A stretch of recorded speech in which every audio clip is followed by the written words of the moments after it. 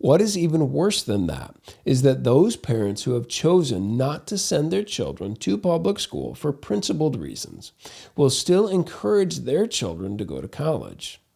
This may be what we call going full retard. Everybody knows you never go full retard.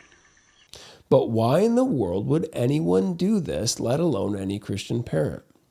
The fact of the matter is we've all bought into the lie that the only way one could possibly get a job, because that's the end goal of life, and make a living for oneself is to go to college.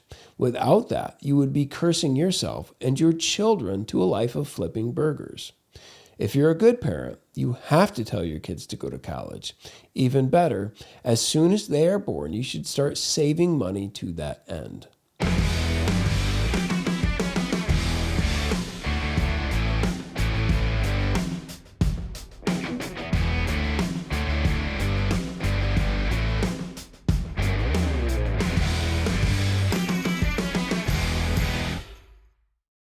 Introduction.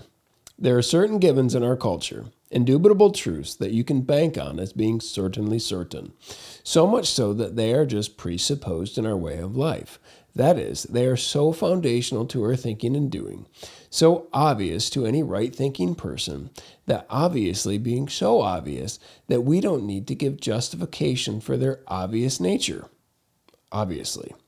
What are some of these certain and obvious truths, you may ask? Well, how about death and taxes? Some may think those are synonymous, but many scientists will tell you that there is certainly a difference between an immediate death and a slow death.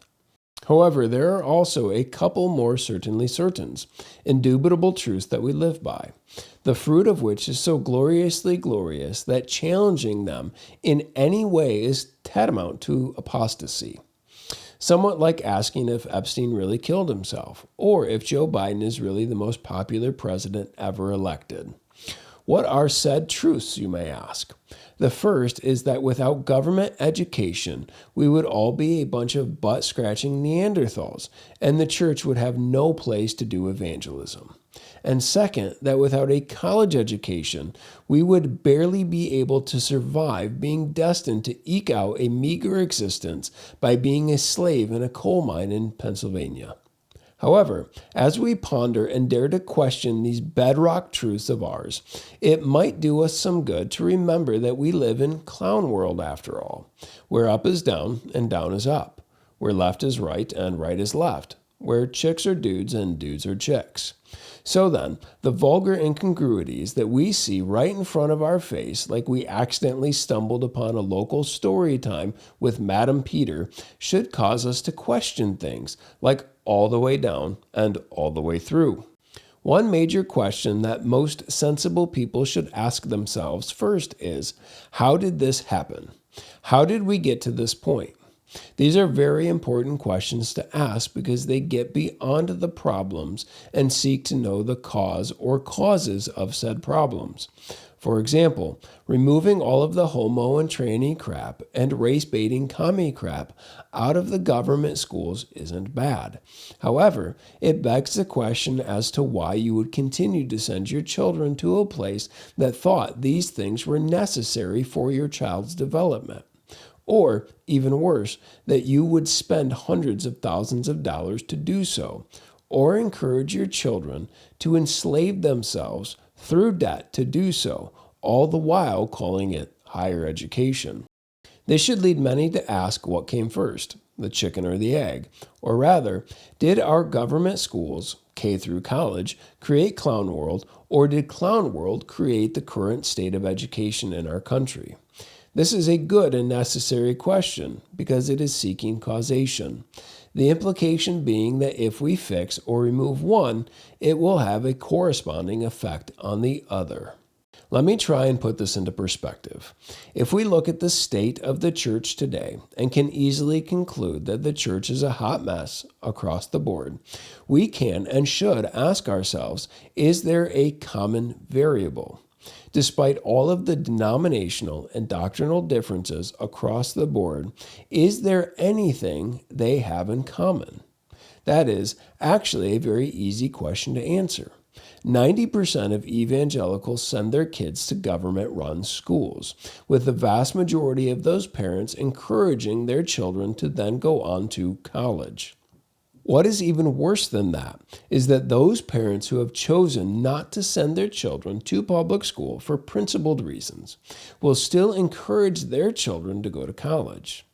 This may be what we call going full retard. Everybody knows you never go full retard.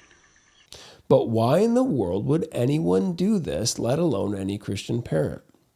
The fact of the matter is we've all bought into the lie that the only way one could possibly get a job, because that's the end goal of life, and make a living for oneself is to go to college. Without that, you would be cursing yourself and your children to a life of flipping burgers. If you're a good parent, you have to tell your kids to go to college. Even better, as soon as they are born, you should start saving money to that end. In fact, the sole purpose of most public schools today is to get the kids into college. But why? Because college is the building built on the foundation poured in K through 12. College is become a rites of passage into adulthood and the culmination of almost 2 decades of worldview training, which is meant to create serfs for the state. The devil no longer needs babies offered on the altar, although he is still glad to take them. It is much more financially advantageous and perhaps more corporately soul-crushing to enlist them into a lifetime of service. Unfortunately, most Christian parents are more than willing to sell their children in exchange for an education with the promise of a better way of life. But this is a Faustian bargain, and the devil never delivers on his promises. The road to serfdom. Stop telling your kids to go to college. Yes, children are responsible, but nowhere near as responsible as their parents in this. More often than not, parents are the ones telling their children that they need to go to college, in part because they believe it's the only way to get ahead in this world, in part because they didn't go to college and they believe that their life would be better if they did, like some sort of magic bullet. And also in part because parents are part of the same public school system that they have been sending their children to, that has been telling them for 4 years old and upward that they have to go to college. All of this converges in a perfect melting pot of guilt and obligation. Even most crappy parents still want their kids to succeed in life, even if it's for completely narcissistic reasons. So then, how do you raise your children for success? Well, send them to K through 12 so that they can go to college. Having completed college, they will be more likely to get a job so that they can work a job they hate to buy things they don't need to impress people they don't like. Nothing like living the dream. No wonder people are so pumped full of antidepressants and alcohol that they could be mistaken for Nancy Pelosi at happy hour on any given Tuesday night. So what's my deal? Am I just against learning? Am I just against education? No, not at all. The very fact that those are questions that pop into most people's minds when the very idea of not going to college is proposed is an issue and shows just how far down the rabbit hole we've fallen, or rather, how deeply ingrained this belief is. That is, that one must go to college to make something out of themselves. That is, that in order to be happy and successful and make a difference in the world, one must go to college. This is so deeply ingrained in our culture that it has become a foundation to one's worldview, in that it is a belief that you reason from and not to. It is just presupposed and is foundational to all other beliefs, so much so that to question whether or not one should go to college is almost considered apostasy. Should everyone go to college? Is this the best structure for learning? Do the numbers support this, or just the opposite? Is there any vocation that would not be better served through discipleship, apprenticeships, and trade guilds? College is one of the most significant financial investments that most people will make, and in some cases is the largest single investment they will make. Is this a good investment? What is the return on that investment? Are 17 and 18-year-olds equipped to make that decision? If this was any other industry that was structured the same way and financed the same way, what would we call it? Has the government's involvement in the college industry through subsidized loans improved the quality of education while reducing the cost? Has the government's involvement created a more educated and well-rounded and better equipped and trained society, or just the opposite? Has the government's involvement been a net gain or a net loss? If this was any other industry, wouldn't we call this predatory lending? Why is college necessary? Why has it become a rites of passage? Is there a better way forward? Is there a better way to invest all of that money? Is there a better way to learn? Is there a better way to network? Is there a better way to prepare for success? And so on. And none of these questions deals with the nature of what is being taught. And even if what is being taught was good, should Christians support this structurally in any way? What about Christian colleges?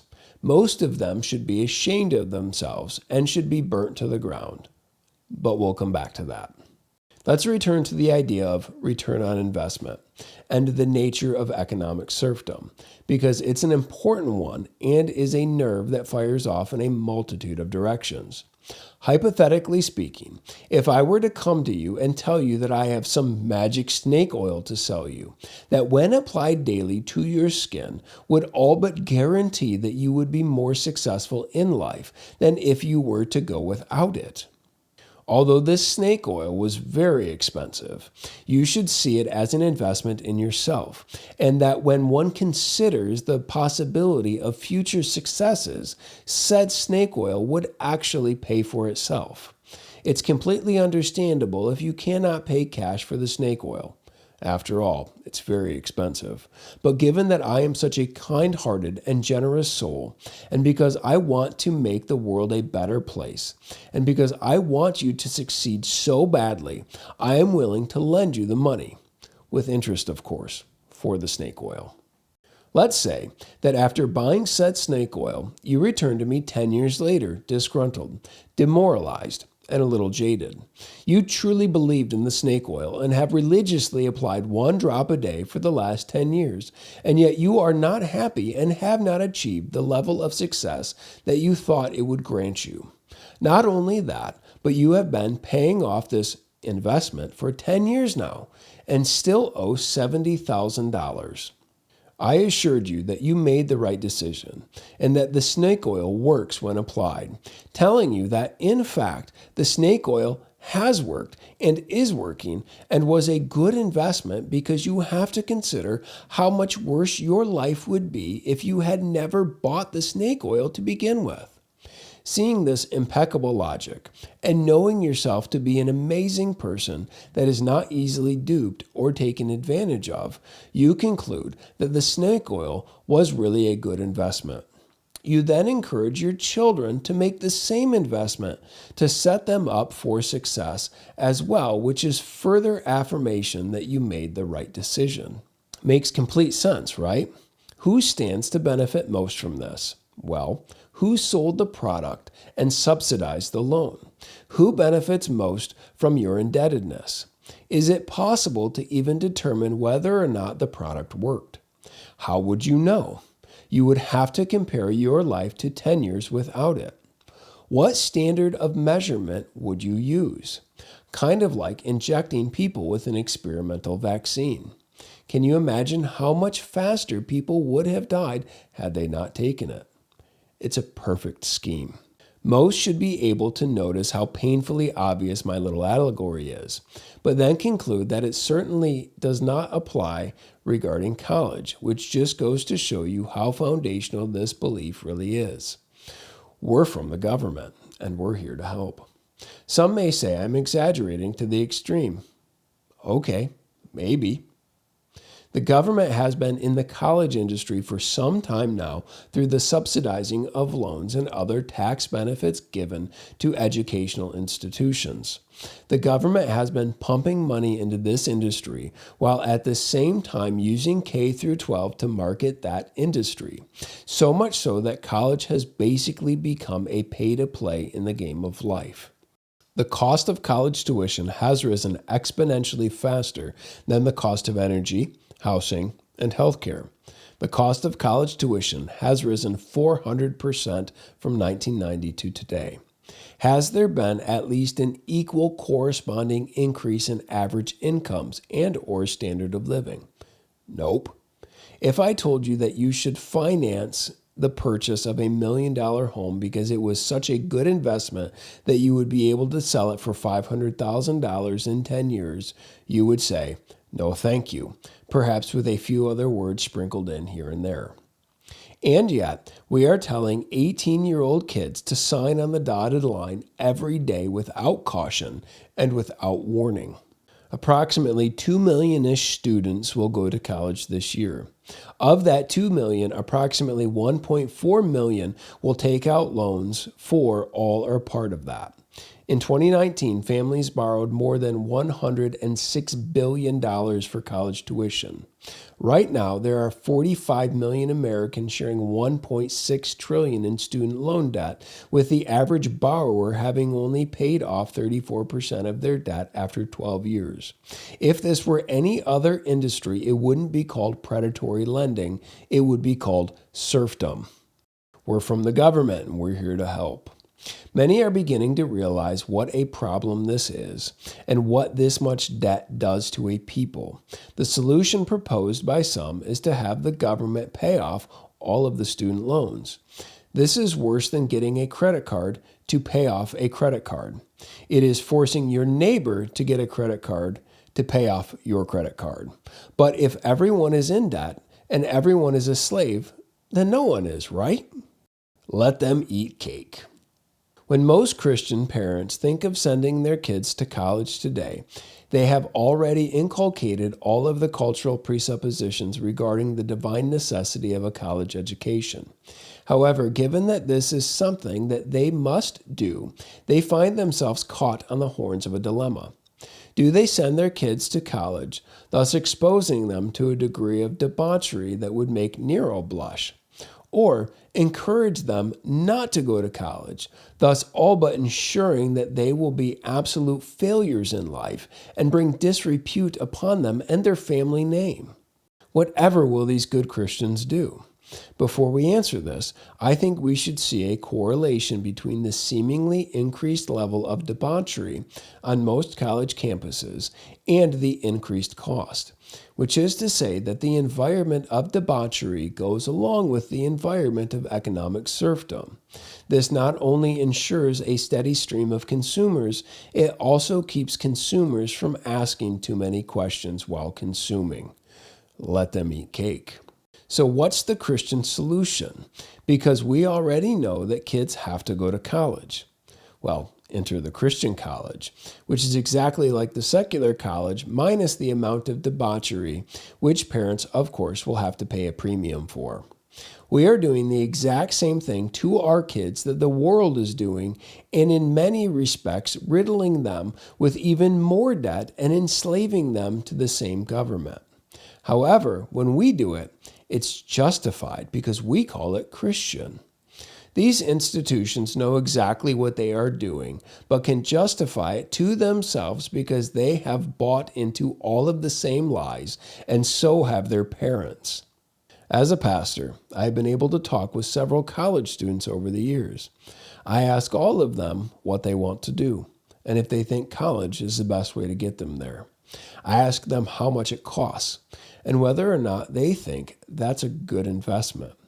After looking at me like I'm Sloth from the Goonies, because no one has ever asked them such stupid questions, they go on to repeat all of the same talking points that they have heard for the past 12 years. If they were still in my church or I ran into them somewhere 4 years later, the story was always the same. They had gotten married to a girl they met in school who now wants to be a stay-at-home mom.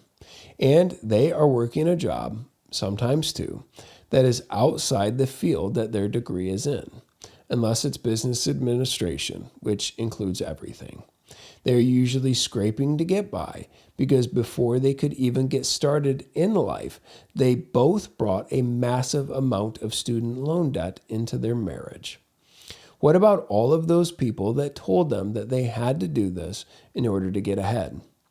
Is the government there to help them? No. Is the college there to help them? No. Is the church there to help them? No. Are their parents there to help them? In most cases, no. The thing that blows my mind is that I'll usually ask them after the realization sets in that they are going to have to pay off that $150,000 student loan. Do you still think it was a good idea? Every single time they have said yes, it was worth it. Because if they had not gone to college, they would have not had the experiences they did, nor met the people they did. And because they believed that things would be even harder had they not gone. I have come to the conclusion that the vast majority of people will defend the stupidest decisions with their attendant consequences because they believe that to be less painful than coming to terms with the fact that they made a bad decision and/or that they were taken advantage of or severely misguided by people they love. If ever there was a case of Stockholm Syndrome, this would be it. Just as an aside, I think Christian colleges that offer degrees in fields that they know won't generate enough income to pay off the financing of said degree ought to be ashamed of themselves. Also, any Christian institution that has no problem heaping debt upon young Christian women should be ashamed of themselves. How is this justifiable? Well, they say it's a free market, and no one forced her to get that degree. Well, she wants to pursue her dreams of being a boss bitch. Well, at least she'll always have a degree to fall back on. Well, at least she'll be educated as she seeks to educate her children at home. The likelihood of which will probably never happen because she'll be riddled with debt. All of these justifications suck, and these people know better. Any institution that bears the name Christian should want to build strong marriages and families and homes, riddling young women with debt that have every desire to want to be a stay-at-home mom, or perpetuating the feminist and egalitarian lies to young women by encouraging them to pursue their careers, all suck and is predicated by avarice and greed. But apparently we can feel good about it because we call it Christian. Conclusion. Full disclosure, I have 3 master's degrees, and I can honestly tell you that there is nothing that I learned from acquiring those degrees that I couldn't have learned otherwise. I can also tell you that those degrees have granted me no advantage whatsoever in life. I have told my children from a very young age that I want them to love learning and honor the Lord with their minds and their gifts. I have told them that I don't want them to go to college, and that if they believe that that is something that they need to do for whatever reason, I would never pay for it because I think it is the worst return on investment ever. However, this does not mean that I do not have an obligation to set them up for success. Any money they or I would spend on college would be much better spent in the stock market or in real estate or in starting a business. Not only will they not have the debt accrued from college, but they will have 4 extra years of income generation on top of that. When they ask me about getting a job to make money, I always tell them to look where they can add value, and then the money will follow. I tell them that no amount of money or degrees can buy humility, hunger, and self-discipline. And if they seek to cultivate those things, they will be much more valuable to the world without all of the debt. There is a lot of talk today about alternative Christian economies and the like. This is well and good. However, simply baptizing paganism with the title of Christian, or rather doing everything the exact same way but calling it Christian, is not really an alternative. And this goes for education as well.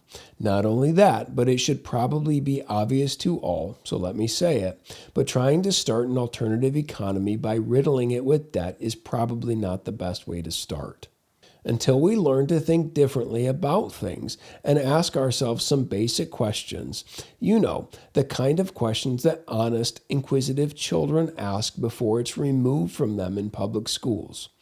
Questions like, why are we doing this? Is there a better way to do this? And what's the return on investment?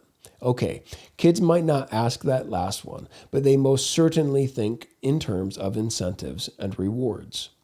Everything that kids have been told regarding college is a lie. That it's the best investment they will ever make. That is demonstrably false and is in fact most likely the worst, especially when you factor in the time value of money on all that debt. That college would make them more well-rounded, whatever that is. That's not true either. Our country is more tribalistic than ever. That college would make them more intelligent. We live in a country where men think they can become women and vice versa. Not only that, but we have more degree holders than ever in our country, and Joe Biden is our president. So there's that. That college would ensure the path to the good life. Wrong again. People are more miserable than ever. That attending college would ensure a comfortable income. But no one told you how much of that income was going to go to paying off your debt. It is one thing when institutions and governments are taking advantage of you. It is quite another thing entirely when those wounds are self-inflicted and we've deceived ourselves. This is even worse when it becomes generational. But you can keep rubbing that snake oil on. I am sure that eventually its magic will kick in.